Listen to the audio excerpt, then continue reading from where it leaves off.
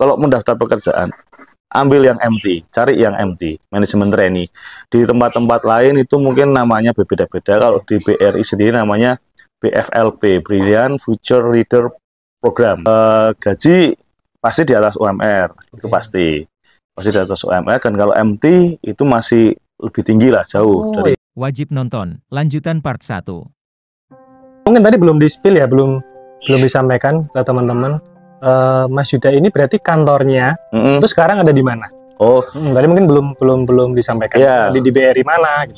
Kalau saya di BRI di kantor pusat di Jakarta, ya jadi sudah pindah-pindah di berbagai tempat gitu, Mr. Tian. Jadi sudah banyak divisi lah, saya bilang banyak divisi, karena kalau di tempat seperti BRI memang kita tidak stay di satu tempat terus gitu. Tapi di perusahaan lain ada yang stay satu tempat spesialisasi, itu berbeda-beda. Nah, ini juga mungkin saya bisa sharing juga. Menurut saya kita pada saat menjadi level staff lah, saya bilang jadi level staff itu memang kita harus spesialisasi, artinya kita harus menguasai benar pekerjaan kita di situ. Tapi ketika kita mulai naik posisinya, kita tuh menjadi seperti jenderal, artinya kita harus tahu tapi tidak perlu mendalam. Yang penting kita bisa mengerti mengorganisasikan rekan-rekan kerja kita, termasuk bawahan kita nanti itu sesuai dengan spesialisasinya masing-masing. Jadi jangan khawatir bahwa proses bekerja itu selalu ada suka dukanya memang. Makanya kembali lagi saya bilang tadi misalnya, jadi kalau mendaftar pekerjaan, ambil yang MT, cari yang MT, manajemen trainee. Di tempat-tempat lain itu mungkin namanya berbeda-beda. Kalau di BRI sendiri namanya BFLP, Brilliant Future Leader Program. Jadi memang khusus BFLP ya. Jadi kalau teman-teman mau saya mencari di BRI, BFLP itu namanya. BFLP teman-teman ya, nanti teman-teman bisa mulai browsing, searching BFLP. Kita juga nanti akan coba kasih penjelasannya ya mungkin ya di kolom deskripsi. Tapi semua perusahaan punya MT-nya, jadi bisa memilih. Tidak ada perusahaan yang lebih jelek dari tempat lain. Itu relatif, saya bilang relatif ya, gitu. Jadi memang rezeki sudah ada yang ngatur, garis tangannya masing-masing. Jadi yang penting teman-teman jangan salah masuk. Maksudnya gimana ini? Masuknya itu jangan non MT, harus yang MT kalau saya arahnya ke sana. Jadi first step-nya malah justru cari yang MT ya? MT, harus MT. Di perusahaan manapun, sama kalau bisa ya perusahaan yang memang sudah besar ya, itu upaya karir, jenjang karirnya jelas, dan itu nanti istilahnya kalau di perusahaan swasta itu relatif untuk turnover-nya tinggi, jadi sering pindah-pindah, jadi dia lebih mudah. Dan pasti karirnya akan lebih bagus di tempat lain, begitu. Biasanya begitu. Tapi kalau di perusahaan BUMN rata-rata turnover-nya rendah, jadi memang kita saya 15 tahun itu lama juga gitu loh. Tapi kalau di teman-teman saya yang di swasta itu bisa jadi cuma 5 tahun pindah, 5 tahun pindah. Jadi memang mereka mencari kesempatan yang lebih. Tapi kalau tadi kuncinya di MT, kalau kita bukan MT itu agak susah. Itu pengalaman saya. Oke. Thank you Mas Yuda. Tadi dari agak sedikit disinggung mengenai suka duka ya tadi ya. Bilang sukanya ini, dukanya ini. Nah, mungkin bisa diceritakan nih ke teman-teman. Kalau di kerja di BRI ataupun di posisi Mas Yuda sekarang itu kan pasti ada sukanya, ada dukanya, silakan. Kalau kerja di bank itu sebetulnya tidak hanya urusan kredit, banyak sekali. Bagi jurusan pun diterima. Memang sekarang yang ada beberapa jurusan memang tidak diterima, tapi itu menurut saya sebagian kecil lah. Tapi hampir semua jurusan lah saya bilang diterima, terutama yang eksak. Even saya jurusannya dulu hubungan internasional, jadi sama sekali nggak ada angka-angkanya, nggak ada hubungan dengan ekonomi, tapi saya masuk ke bank. Itu tidak masalah, karena tadi MT itu menyamaratakan semua lah. Berarti bisa dari semua jurusan ya Pak? Semua jurusan bisa, tergantung dari perusahaannya ya. Dia memilih apa ya, biasanya ada ininya, jurusannya apa aja. Yang penting pertama nggak usah minder kalau misalnya kerja di bank itu bukan dari background ekonomi, itu nggak pengaruh. Manajemen gitu ya? Nggak pengaruh. Yang penting tadi soft kompetensinya ada kalau saya bilang. Karena di MT tadi dididik. Nah, suka dukanya apa ya? Dukanya itu waktu kita belajar udah kuliah 3,5 sampai 5 tahun lah istilahnya, terus perlu belajar lagi setahun waktu itu. Yang ngapain gitu loh, maksudnya kan mikirnya kan dia dapat kerja langsung kerja gitu ya, tapi harus belajar lagi setahun. Ya, setahun itu. Berarti itu termasuk dukanya ya, Mas ya? Iya. Oke. Salah satu dukanya itu teman-teman. Karena biasanya kalau itu kan gaji belum full, tapi nggak tahu kalau sekarang. Iya. Oh berarti itu pas pendidikan setahun tuh udah digaji Mas? gaji tapi setengah. Waktu itu kami di setengah. Jadi teman-teman. Tapi perusahaan-perusahaan beda-beda sekarang. Ya. Kalau khususnya di Mas Yuda yang dulu daftar itu daftar di MT itu masih pendidikan, masih diklat itu mungkin ya? Iya, masih itu udah digaji setengah teman-teman. Nah ini yang tadinya duka mungkin bagi teman-teman ini malah jadi suka juga ya. Baru training, baru diklat tapi udah digaji gitu. Selanjutnya? Tapi sukanya banyak. Oke, sukanya nih yang ditunggu teman-teman nih. Kalau saya hanya kerja di BRI ya, jadi saya hanya bisa menjalankan di BRI. Di BRI itu setelah kita pengangkatan MT, maksudnya setelah diangkat sebagai di MT sebenarnya lulus MT ada ujian lagi, yaitu dukanya yang ujiannya itu persiapan ujian itu juga takes time, waktunya tenaga waktu itu juga lumayan. Nanti ketika sudah lulus kita diangkat sebagai pegawai tetap dan kita sudah mendapatkan full benefitnya. Di BRI itu gaji pasti di atas UMR, itu pasti di atas UMR, dan kalau MT itu masih lebih tinggi lah, jauh dari Jadi kalau yang kebijakan dari BRI sendiri untuk gaji itu sudah minimal di atas median rata-rata di industri ya. Jadi itu sudah pasti. Yang kedua yang cukup membedakan dengan perusahaan swasta sebetulnya adalah fasilitas untuk kayak kesehatan. Jadi kita ditanggung keluarga sampai anak kedua. Anak kedua. Jadi di cover ya, kesehatan di cover sampai anak kedua. Ya, jadi kita juga punya BPJS dari kantor juga ada. Itu cukup membantu sekali. Yang ketiga, ini yang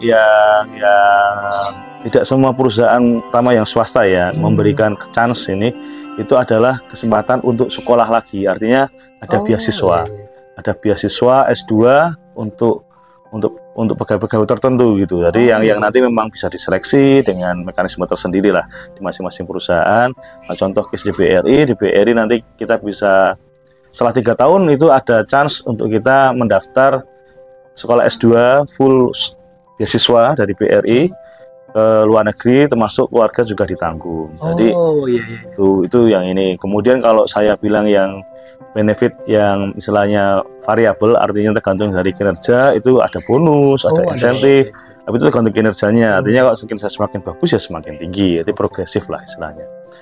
Kemudian bagi orang yang suka berpetualang lah, saya bilang BRI itu ada dari Sabang sampai Merauke. Ada yang bilang itu juga jadi tantangan. Kayak tapi di mana-mana ada ya Mas? Iya. Jadi kita bisa penempatan dimanapun sebetulnya. Bahkan termasuk di luar negeri juga ada. BRI punya cabang di luar negeri. Ada.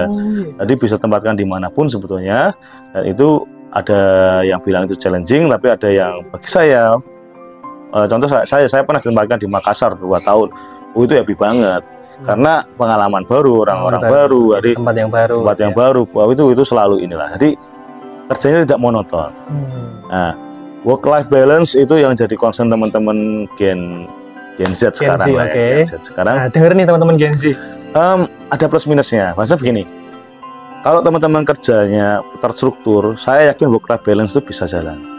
Tapi kalau teman-teman masih kerjanya awut-awutan, maksudnya tidak ada struktur, nanti kerjanya harus lembur-lembur. Nah, itu berarti perlu dilihat bahwa kita harus introspeksi diri kita sendiri dulu, bahwa kerjanya sudah sesuai belum dengan ininya, ritmenya, dengan dengan prosesnya yang seharusnya benar gitu maksudnya. Jadi itu tergantung. Tapi saya pastikan kalau di BRI, kalau asalkan kita bekerja dengan terstruktur, dengan rapi, dan dengan organisasi dengan baik, work life balance bisa dicapai. Berarti teman-teman harus pintar memanage waktu, teman-teman harus ngatur dari pekerjaannya, waktunya, dan deadline segala macam biar balance lah gitu ya. Balance, iya betul. Karena saya yakin setiap perusahaan itu punya suka dukanya masing-masing. Tapi saya percaya dengan kondisi sekarang semakin kesini bahwa setiap perusahaan akan mengusahakan work life balance environment untuk semua karyawannya. Hingga bagaimana kita memanfaatkan itu. Dalam artian kalau memang kerja belum selesai ya nggak mungkin kita dapat life-nya dulu. Jadi work-nya harus selesai dulu, bukan life-work balance, tapi kan work-life balance. Nanti jadi kebalik ya? Iya. Oke. Wah, ternyata luar biasa ya teman-teman ya. Buat teman-teman yang mungkin saat ini masih melihat BRI atau tempat lain atau bank BUMN yang lain itu hanya secara sekilas. Nah ini Mas Yuda coba sedikit membocorkan nih mengenai dapurnya seperti apa. Jadi teman-teman bisa tahu, oh gimana gambarannya bekerja di sebuah bank yang berada di manajemen gitu ya. Jadi tahu gimana teman-teman harus menyikapi dan apa yang harus disiapkan. Oke nih Mas Yuda, thank you banget. Nah, terakhir nih mungkin bisa kasih poin-poin ringkasan buat teman-teman Gen Z ataupun teman-teman para pencari kerja di luar sana buat nyiapin strategi yang paling jitu mungkin. Mungkin ada beberapa poin yang bisa teman-teman ringkas teman-teman siapin. Yang pertama, persiapan itu tidak ada kata terlambat menurut saya. Di persiapan cari kerja itu walaupun sudah lewat masa fresh graduate ya saya bilang, tapi kembali lagi yang dilihat itu sebetulnya tadi soft kompetensinya itu yang dikembangkan. Jadi, soft kompetensi teman-teman. Kembangkan. Jadi hard kompetensi itu bisa dengan cepat dipelajari, tapi soft kompetensi itu harus dilatih. Nggak cuma dipelajari saja, tapi harus dilatih juga. Itu yang benar-benar dipersiapkan dalam masuk dunia kerja dimanapun nanti. Pesan yang kedua, tetap berusaha masuk MT, walaupun ketika nanti MT mungkin gagal harus masuk bukan yang non MT. Itu ada contoh di BRI, ada mekanisme untuk MT internal. Jadi jadi dia kerja bukan non MT dulu mungkin selama 3 tahun, 5 tahun, habis itu ada kesempatan untuk dia mendaftar jadi MT. Jadi, tapi masuk dulu ya Mas ya? Masuk dulu. Masuk ke dalam dulu. Iya. Itu ada di tempat lain juga, saya di beberapa BUMN juga ada. Jadi tidak perlu berkecil hati untuk saya MT nggak keterima, saya keterimanya cuma yang non MT, nggak apa-apa, jalani dulu, ambil semuanya, pelajari semuanya, ada kesempatan. Jadi kalau di BRI kita buka kesempatan untuk yang istilahnya fresh graduate dengan yang internal di BRI yang sudah lama itu juga ada. Cuma memang ada syarat-syarat administratif yang harus dipenuhi, misalnya kayak usia pasti ya. Itu kan harus ada dipenuhi. Kemudian predikat kinerja itu juga ada.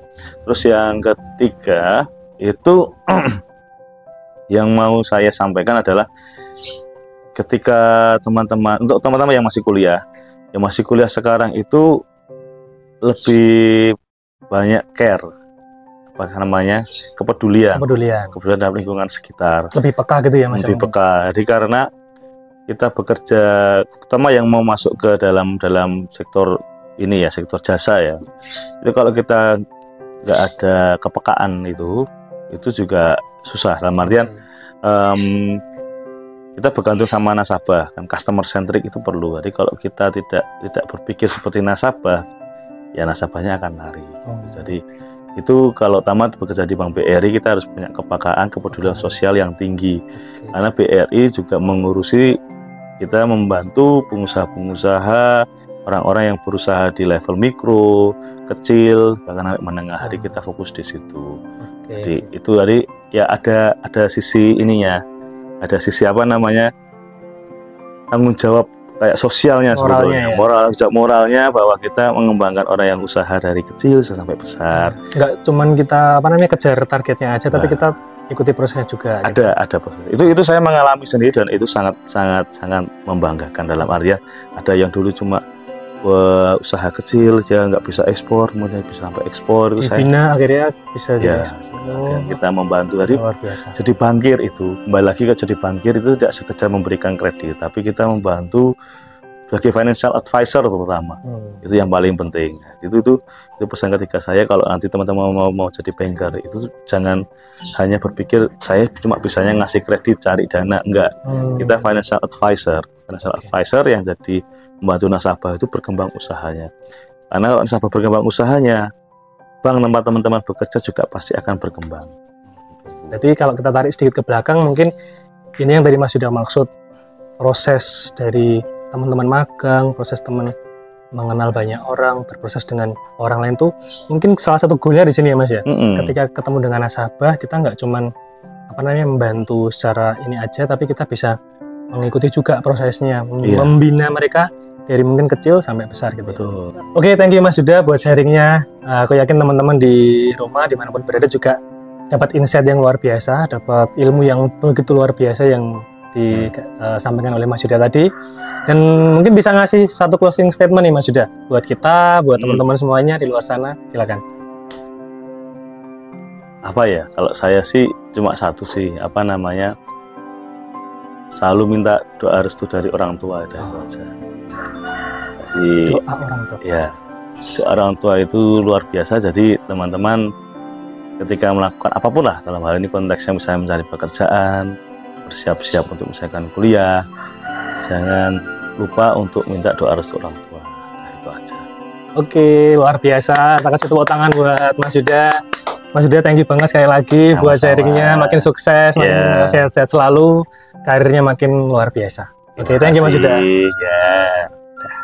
Oke guys, thank you for watching. I hope teman-teman bisa dapat banyak ilmu yang bermanfaat buat teman-teman semua dalam mempersiapkan untuk mencari kerja. Nah, jangan lupa teman-teman untuk like, comment, and subscribe channel ini, like video-video kami, dan komen, silahkan tinggalkan komen di bawah. Mungkin teman-teman kalau ada masukan ataupun ide-ide, saran, mau interview soal apa, mau sharing-sharing soal apa, bisa tinggalkan komen di bawah ya. Oke, sekali lagi, jangan lupa like, comment, dan subscribe channel Miss Dinda and Mr. Tian channel untuk konten-konten kita yang lebih menarik selanjutnya. Oke guys, see you in the next video. Bye!